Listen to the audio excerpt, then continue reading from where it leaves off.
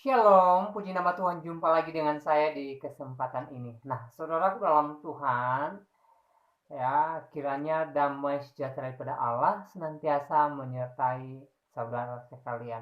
Nah, saudaraku dalam Tuhan, di kesempatan ini saya mengajak kita membahas satu topik, dan pembahasan kita kali ini kita awali dari cuplikan video yang berikut. Salib itu tidak pernah begini. Sebetulnya lambang salib itu bukan untuk orang Kristen. Itu lambang kutuk. Namanya stauros, bahasa Romawi. Orang-orang yang dikutuk gitu. Maaf ya, jangan marah. Lambang Kristen apa kalau gitu? Iktus. Gini nih, gitu doang tuh.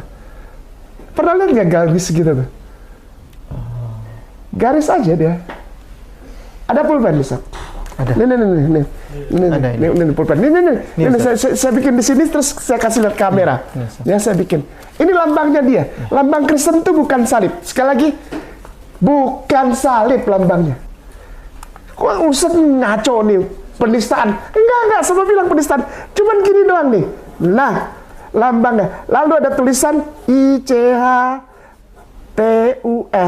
Nih, lambangnya ini. Lambangnya ini nih. Iktus. Ikan. Iktus itu bahasa Yunani artinya ikan. Kenapa ikan? Kenapa iktus? Karena I ini dari kata Yesus. Yesus. C. Kristus. H. Huios. T. Teus. Theos. Teus. Theos. U. Uios. Anak laki-laki milik Tuhan, namanya Yesus Kristus. Huios, Theos, Uios. Ini lambangmu, bukan salib. Salib itu lambang kutuk, seperti di dalam Galatia 3:13. Terkutuk. Baik, saudara dalam Tuhan, itu cuplikan videonya.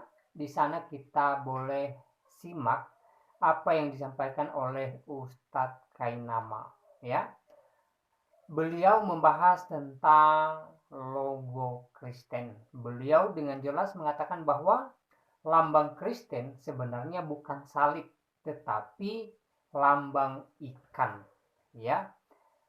Nah, apa benar, ya, seharusnya Kristen punya lambang bukan salib tetapi ikan? Dalam hal ini Kainama ngawur, ya. Kainama sangat salah, karena bagaimanapun dan dari gereja mula-mula lambang Kristen itu adalah salib, ya. Kenapa salib? Karena salib merupakan jalan keselamatan bagi orang percaya di dalam kekristenan. Melalui saliblah kita diselamatkan oleh Yesus Kristus, sehingga salib merupakan lambang kekristenan. Lalu bagaimana dengan apa yang disampaikan oleh Ustadz Ahmad Kainama, bahwa, ya, yang seharusnya menjadi lambang kekristenan adalah ikan, ya, tetap saya katakan itu salah, ya. Kainama dalam hal ini tidak mengerti sejarah, tidak paham sejarah. Kenapa?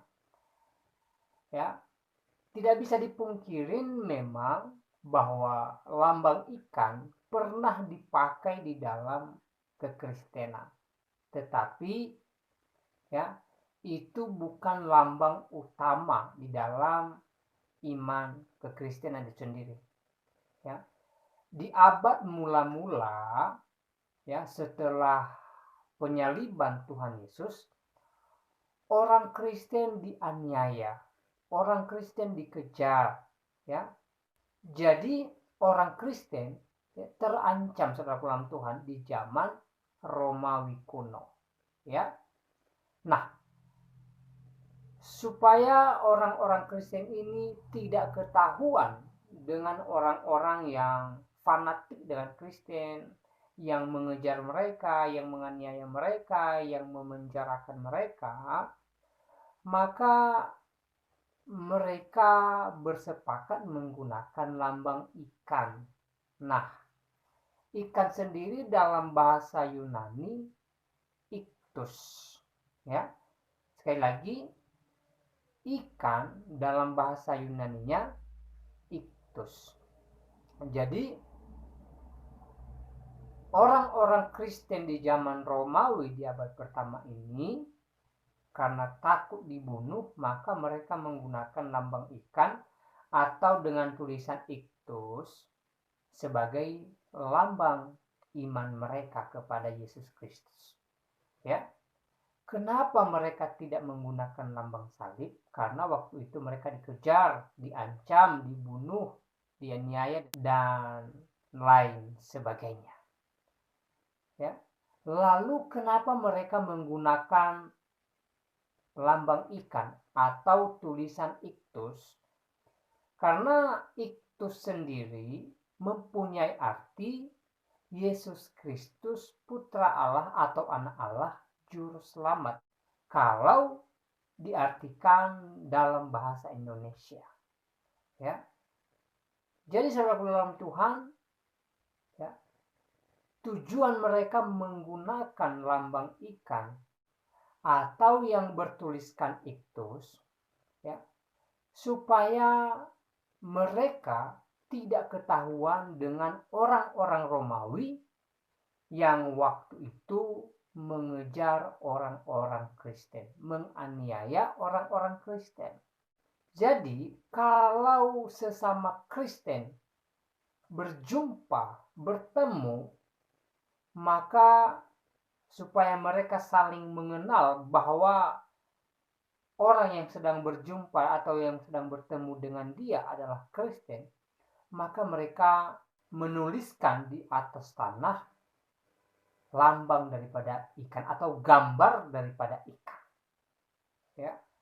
Dan dari sisi sejarah kita melihat bahwa ya, mereka menuliskan gambar ikan di atas tanah dan hanya separuh. Jadi kalau orang yang bertemu dengan dia sesama Kristen, maka dia melanjutkan daripada gambar itu. Sehingga mereka saling mengenal bahwa mereka sama-sama Kristen. Sehingga kekristenan aman. Sehingga orang-orang Kristen tidak selalu terancam. Tidak selalu teraniaya, saudara dalam Tuhan. Namun, walaupun demikian, ya, orang-orang Kristen, orang-orang percaya waktu itu bukan meniadakan lambang salib. Tetapi hanya karena situasi yang mendesak, maka mereka menggunakan lambang ikan untuk sementara waktu. Itu bukan selamanya loh ya. Ya, terbukti sampai saat ini kekristenan menggunakan lambang salib kok, bukan lambang ikan atau dengan tulisan iktus. Ya. Dan apakah salah mereka menggunakan kata iktus atau lambang ikan? Saya rasa tidak. Karena dari pengertian iktus sendiri, ya, yaitu Yesus Kristus, anak Allah atau putra Allah, juru selamat, ya. Jadi mereka tidak salah menggunakan kata iktus atau lambang ikan, ya. Jadi saudara Tuhan, kalau dengan apa yang disampaikan oleh Ustadz Ahmad Kainama di video tadi, saya katakan salah. Dan dari apa yang disampaikan, saya katakan bahwa Ustadz Kainama ini tidak memahami sejarah kekristenan ya, di abad mula-mula atau di abad pertama. Ya. Sementara dia beranikan diri ngomong di publik ya, bahwa seharusnya kekristenan menggunakan lambang ikan bukan lambang salib. Dan saya katakan itu ngawur, ya, itu salah dan tidak sesuai dengan fakta sejarah. Sekali lagi, lambang ikan pernah dipakai orang Kristen di zaman Romawi itu karena keadaan yang mendesak. Karena waktu itu kekristenan terhimpit orang-orang Kristen dianiaya, dibunuh, dan dikejar. Jadi supaya mereka tetap aman, maka mereka menggunakan lambang ikan. Bukan berarti mereka meniadakan lambang salib. Tidak, saudara Tuhan. Ya, bagaimanapun lambang utama kekristenan dari abad pertama adalah salib, karena saliblah yang mendamaikan kita dengan Tuhan. Melalui salib, Yesus Kristus membawa keselamatan, ya. Dan di atas saliblah kita ditebus oleh Yesus Kristus. Sehingga sampai hari ini salib merupakan lambang utama daripada kekristenan, dan itu tidak boleh diganti. Tidak bisa diganti dengan lambang apapun. Ya, salib tetap Kristen harus menggunakan salib sebagai lambang kekristenan. Ya. Nah, saudara Tuhan, saya tidak terlalu panjang lebar menyampaikan pesan di video ini. Kiranya penjelasan singkat ini memberkati kita dan Tuhan Yesus memberkati kita semua.